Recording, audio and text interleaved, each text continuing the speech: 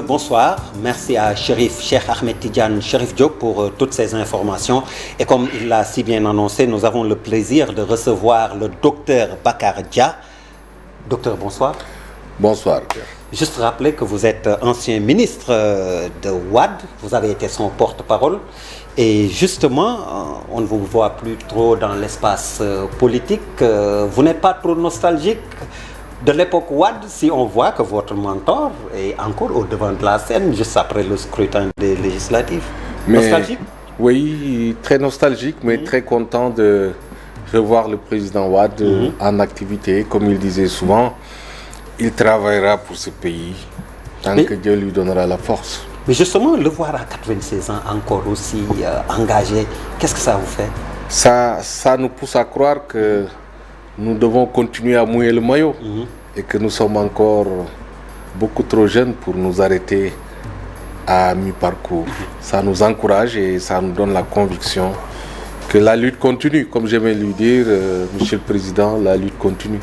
Alors, avant les prescriptions pour la politique, parlons des prescriptions pour l'hôpital de Dantec, qui est en train d'être reconstruit. Le plan de déménagement, est-ce qu'il est bon selon vous, avant de parler peut-être du montage financier?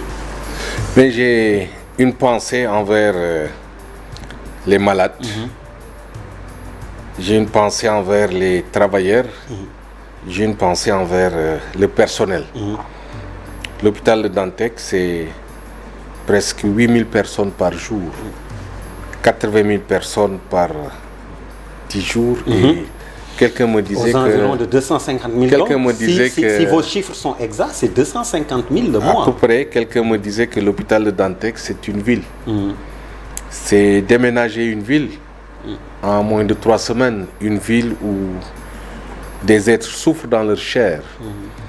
Des êtres vivent un stress permanent. C'est pourquoi je pense que le temps est très court.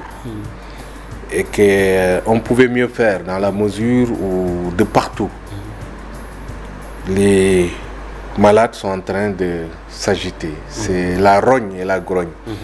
De partout, les travailleurs nous font comprendre qu'ils sont anxieux et stressés pour leur devenir. Vous savez, il y a un personnel qui travaille à durée indéterminée, mais il y a aussi des CDD. Quitte des balayeurs, des aides infirmiers.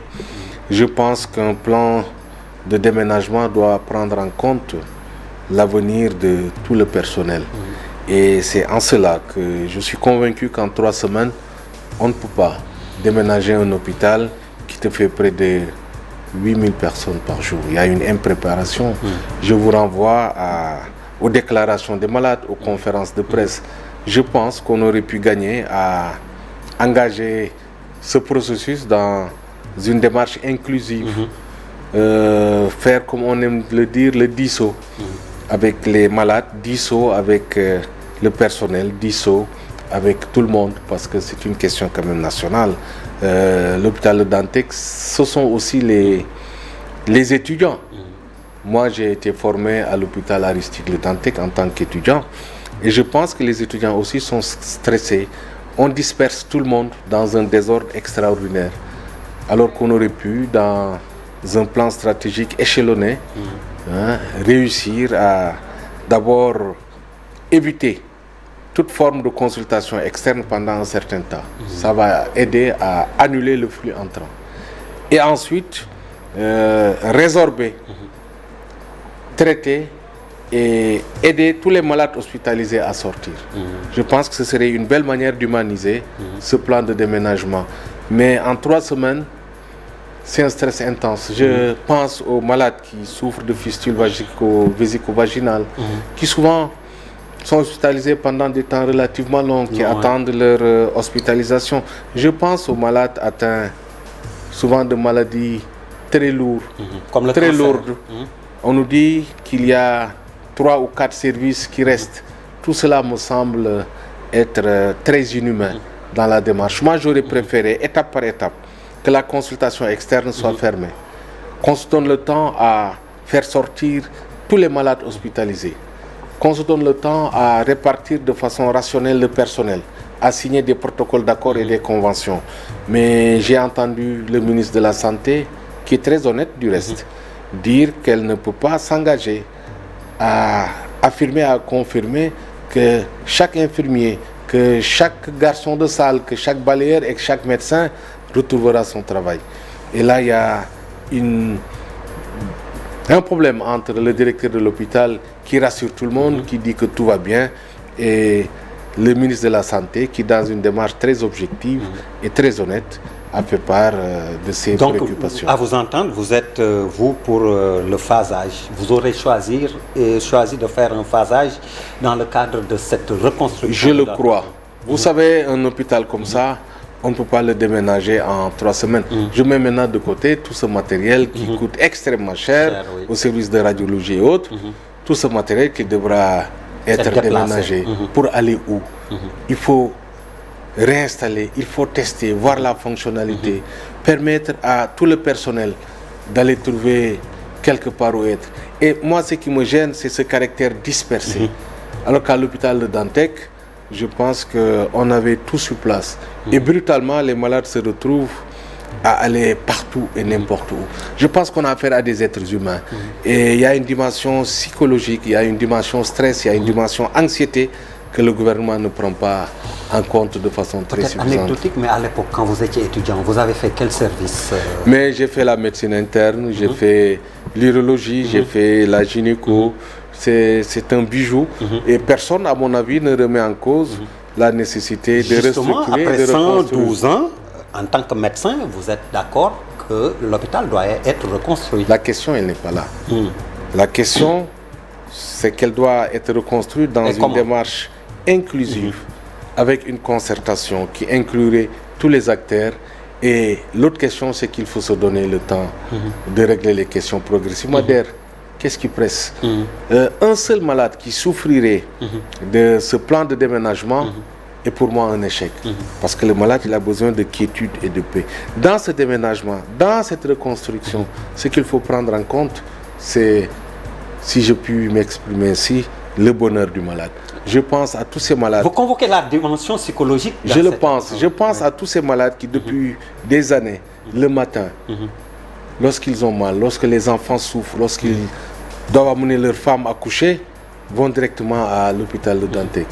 Ces malades qui vont brutalement être rejetés. Je pense qu'il y a un problème de com. Il y a beaucoup de choses qui auraient dû être vues. Mais enfin, ils ont décidé de déménager. Et je pense qu'ils ont priorisé le matériel, ils ont priorisé les infrastructures, les constructions sur la dimension humaine.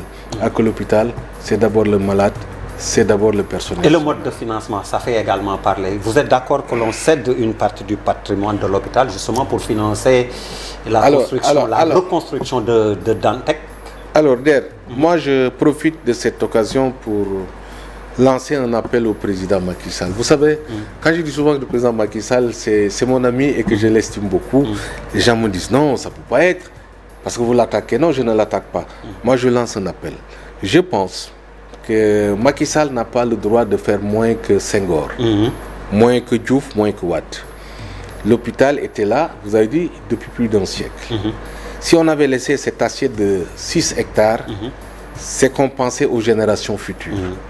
Si le président Senghor a eu à penser aux générations futures, si Abdou Diouf a eu à penser aux générations futures, si Abdoulaye Wade, qui à un moment a agité cette question, mais un homme intelligent, c'est quelqu'un c'est un président qui s'est reculé, qui s'est écouté son peuple.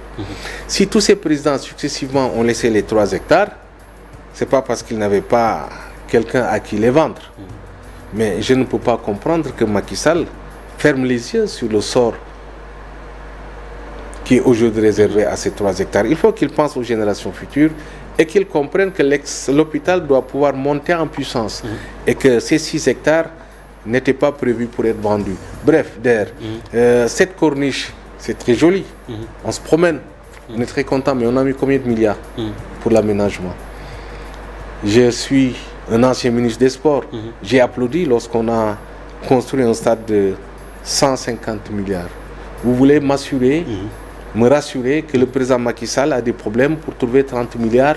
Je ne le crois pas. Monsieur le Président, Vous êtes quand même très écouté à travers le monde. Vous avez un budget de grâce. Trouvez les 30 milliards ailleurs et puis laissez l'argent de côté. Aidez-nous à conserver cette assiette foncière parce que j'ai vu que ce qui est cédé, c'est la partie qui donne sur la mer, comme si les malades n'avaient pas besoin de cette mer. Qu'est-ce qu'ils vont faire avec cette partie-là? Qu'est-ce qu'ils vont construire? L'hôpital de Dantec doit rester l'hôpital des pauvres. Et je pense que le modèle économique mérite réflexion. Et je souhaite, et là le président Wade a raison, j'ai lu un communiqué, je souhaite que l'Assemblée puisse, une fois installée, aller au fond des choses, aller vers des commissions d'enquête qui vont éclaircir le modèle économique qui devra permettre de construire. Je pense qu'il n'est pas trop tard pour un État de trouver 30 milliards. Vraiment, vendre 3 hectares à 30 milliards en ville, ça simule à s'y méprendre, je ne veux pas le dire. En évoquant l'Assemblée nationale et la perspective de cette commission d'enquête, vous nous menez droit à la politique. Donc après les prescriptions pour l'hôpital de Dantec, les prescriptions politiques, l'ordonnance politique à la classe politique, quelle analyse est-ce que vous faites, Dr Bakadia, des résultats issus du scrutin du 31 juillet dernier? Fier de mon peuple. Le Sénégal est un grand pays. Le peuple sénégalais est un grand peuple. Nous avons dépassé le stade des magouilles, des manipulations, des violences, même si du reste, certaines questions n'ont pas encore de réponse. Il ne faut pas hésiter à dire qu'au Fouta, particulièrement à Podor, la situation, elle est critique. Comme disent les Wolofs, Taïna Kheldal. Moi, je n'ai rien dit, mais je dis Taïna Khel. L'un dans l'autre, je pense que le peuple a tranché. Le peuple ne veut pas d'une assemblée monologue. Le peuple ne veut pas d'une assemblée de Macky Sall. Le peuple a dit qu'il veut d'une assemblée de rupture, d'une assemblée de dialogue et de discussion. Vous voyez que tout est bien équilibré. Ça veut dire qu'aujourd'hui, nous n'avons pas le choix. C'est la concertation, c'est la discussion. Comme j'aime dire, c'est le disso. C'est le disso, ce sont les échanges. Et c'est la grande leçon que le président Macky Sall doit tirer de ces élections. Le peuple a envie d'une assemblée où on discute. Le peuple a envie d'un gouvernement qui discute. Et justement, comme on connaît la configuration de l'Assemblée, il reste le gouvernement. Quel profil de gouvernement est-ce que vous voyez? Moi, vous savez, je ne suis pas dans la fiction. Je milite pour la lecture concrète des situations concrètes. Je suis très loin de tout ça. Je souhaite qu'ils comprennent le message du peuple et que le gouvernement puisse refléter l'urgence. Parce que le peuple, il est fatigué. Le peuple, il souffre. Le peuple, il est persécuté partout. Quand vous allez dans le milieu universitaire, ce sont des étudiants qui crient le ras-le-bol. Quand vous allez dans la jeunesse est perdue. Donc la demande sociale, à mon avis, est le premier adversaire de Macky Sall. Le deuxième adversaire de Macky Sall, c'est le népotisme. Le peuple a dit clairement que beaucoup de méthodes, beaucoup d'usages doivent être revus. Troisième dimension, le peuple veut de la concertation. Et si Macky Sall ne tire pas les leçons, il gouvernera difficilement. Là, c'est plus donc le bilan immatériel du président que vous pointez du doigt que le bilan matériel. Vous savez, lorsque vous avez 3 000 milliards, 5 000 maintenant, le budget 4 000 milliards, oui, j'y vais progressivement. 5 000 milliards, oui. Vous ne pouvez pas ne pas faire quelque chose parce que de toute façon, il n'y a pas moins. Donc il y a forcément un bilan matériel. Moi, là où je ne suis pas d'accord avec le président Macky Sall, c'est aussi dans la gestion des priorités. Vous mettez 1000 et quelques milliards pour relancer des économies asphyxiées en Europe. Moi, je me dis, est-ce que c'est vraiment ça la priorité? Et au vu de la progression des résultats des élections, depuis les locales jusqu'à aujourd'hui, les populations ne sont pas d'accord sur les options stratégiques du président Macky Sall. C'est la lecture qu'il faut faire. Maintenant, si le gouvernement ne fait pas la lecture, croyant que c'est parce qu'il y a beaucoup de béton partout à Dakar que le gouvernement a fait un bilan matériel positif, vous savez, avec 5 000 milliards, bétonner Dakar, c'est pas ce qu'il y a de plus difficile. Par contre, le bilan matériel, ce sont aussi les universités. Allez-y, vous promenez à l'université Sine Saloum, je le dis souvent, on me dit vous exagérez, mais les étudiants, les enseignants, ils sont dans des abris provisoires. D'ailleurs, je n'exagère pas. Et c'est même humiliant les conditions de travail de ces enseignants. Et j'en profite pour remercier les professeurs de l'université Sine Saloum qui travaillent comme des lions. Je peux vous citer aussi beaucoup d'autres universités. Donc c'est un problème de priorisation des dépenses. Les abris provisoires, je veux dire, l'éducation et la santé qui doivent être les super priorités sont laissées en rade. Donc vous parlez de bilan matériel, oui. Mais la grande question, c'est l'orientation stratégique. Et c'est là où je ne suis pas d'accord avec le président Macky Sall. Je mets de côté le bilan immatériel qui pose aussi beaucoup de problèmes. Alors pour les perspectives toujours, 2024, vous voyez le retour sur la scène politique des deux cas, Karim Wade et Khalifa Sall? Oui, je le souhaite. Je le souhaite parce que... Mais comment faire pour les remettre? Moi, je pense qu'avec le recul... Pour Karim Wade, on réclame une révision de procès. Certains parlent aussi d'amnistie pour Khalifa Sall. Vous savez, j'ai entendu récemment, je ne sais pas si c'est confirmé, dire que le promoteur de lutte qui a été condamné et qui était sorti du Sénégal pendant plusieurs années peut revenir parce que le président souhaite qu'il revienne. J'ai entendu le dire. Hein. Pas de nouvelles. J'ai entendu le dire. Je pense que si le président comprend le message des Sénégalais, et j'ose croire qu'il le comprend, il arrêtera d'instrumentaliser la politique, la justice pour régler des questions politiques. Tout le monde a compris, hein, Khalifa Sall, un maire de Dakar qui était en progression, qui était sur une pente ascendante, qui a été cassée brutalement au nom des questions de droit. Je pense que c'est indigne d'un État. Karim Wade, il y avait une liste très longue. Sur cette liste-là, en définitive, beaucoup sont partis rejoindre le président Macky Sall. Et le seul qui est là, c'est Karim. Et Karim était censé être le successeur ou le futur candidat. Je pense qu'il faut être juste. Parce que si vous infligez à vos adversaires politiques des situations comme ça, demain, les choses peuvent tourner. Et si les choses tournent, vous paierez très fort ce que vous avez à faire. De toute façon, le président Macky Sall, il n'a plus de mandat à faire. Il a fini. Et parce qu'il a fini, il faut qu'il comprenne que chacun doit avoir sa chance. Moi, je suis pour que tous les acteurs politiques puissent revenir sur le champ politique. Je suis pour que le parrainage soit révisé. Parce que le parrainage aussi est ça a beaucoup posé problème. Mais c'est un filtre que l'État a mis sur pied. Mais le filtre est nécessaire. Le filtre est nécessaire, mais lorsqu'on met un filtre pour bloquer qui on veut et laisser passer les autres, vous voyez que certains ont eu plus de parrains et n'ont pas pu accéder à l'Assemblée nationale. D'autres n'ont pas été acceptés. L'un dans l'autre, je pense que nous devons discuter. Monsieur le Président, nous devons discuter. Vous devez laisser quand même des institutions fortes. Et vous devez laisser Khalifa Sall, Karim Wade et tous les autres qui veulent aller se battre pour la conquête du suffrage du Sénégal. Alors, on va terminer par le sport. Vous avez été ministre des Sports. Vous êtes toujours pratiquant? Oui. C'était le Kung Fu, si oui, je ne m'abuse. Je suis toujours pratiquant. Vous avez été même président de fédération. Oui, pendant 10 ans. Mais j'ai cédé la place. Parce qu'en définitive, comme disait le président Senghor, Ken du Niet du Ngour. Donc après 2-3 mandats, là, je suis parti. Et je souhaite aussi que le président Macky Sall fasse de même. À moins de 100 jours de la Coupe du Monde, Qatar 2022, vous dites quoi aux Lions du Sénégal, qui sont entre-temps devenus champions d'Afrique? Mais je prie, je félicite le gouvernement pour la victoire des Lions. Je félicite la Fédération sénégalaise de football. Mais mention spéciale à Aliou Cissé. Et puis du haut de votre plateau, je dis Aliou Cissé, respect. C'est un grand seigneur. Oui, Aliou Cissé qui a été beaucoup critiqué, mais qui finalement est resté fidèle à ses idées.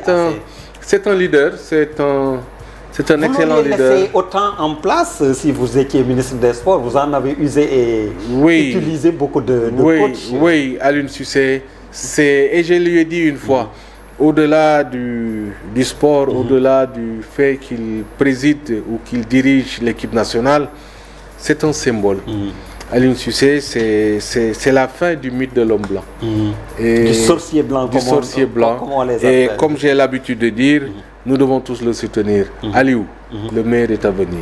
Et pour Sadio Mané également, en lice pour le Ballon d'Or. Mais moi, après le Ballon d'Or africain. Oui, c'est tout beau ce que nous avons dans le foot. Même si certains prédisent que c'est Karim Benzema, mais non, nous souhaitons de tout cœur que ce soit Sadio Mané. Nous souhaitons, nous prions et nous l'encourageons parce que je sais que Ballon d'Or ou pas, Sadio, il est dans le cœur de tous les footballeurs du monde et de tous les sportifs du monde.